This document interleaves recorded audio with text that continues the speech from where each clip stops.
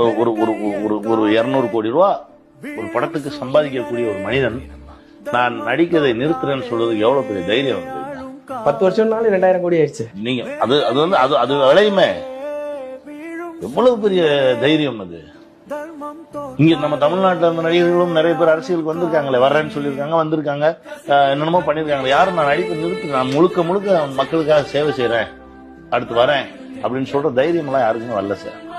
இந்த தைரியத்துக்கே முதல்ல ஒரு சல்யூட். இன்னொரு விஷயம் என்னன்னா, வந்து இப்ப திருட போறது இல்லை, இது பண்ண என்னன்னா இருக்கேன் ஏதோ நிறைய சம்பாதிச்சு வச்சிருக்காரு, ஏதோ ஒண்ணு செய்வோன்னு தானே வராது. நான் அதான் சொன்னேன், வெளியில இருந்து தூரமா வந்து பார்க்க ஒரே ஒரு முறை தான் சந்திச்சிருக்கேன், ஒரு முறை சந்திச்சு ஒரு கதை சொல்லியிருந்தேன். இப்ப வெளியில தூரமா நின்று பார்க்கும்போது என்ன தோணுது, ஒரு தமிழ்நாட்டு பிரஜையா என்ன தோணுது அப்படின்னா, தைரியமா ஒரு மனுஷன் எனக்கு இது எதுவுமே வேணாம்பா, நான் 100% மக்கள் பணி செய்யறதுக்காக வரேன், எல்லாத்தையும் நான் தூக்கி வச்சுருவேன். ஏன்னா தோத்து போய் வரல, படம் இல்லாம வரல, எப்போ இன்னும் நீங்க வந்து இன்னும் 10 தயாரிப்பாளர்ல 100 தயாரிப்பாளர் கூட வெயிட் பண்ணிட்டு இருக்காங்க, எங்க ஏதாவது சொல்லிட மாட்டாரான்னு. அந்த ஒரு சூழல்ல இல்லைங்க, நான் வரேன் அப்படின்னு சொல்றதுக்கு ஒரு பெரிய கட்ஸ் வேணும், அது ரொம்ப தைரியம் வேணும். அதுக்கு தான் நான் இறங்கி இப்பவும் சொல்றேன், அந்த தைரியத்துக்கு சல்யூட்.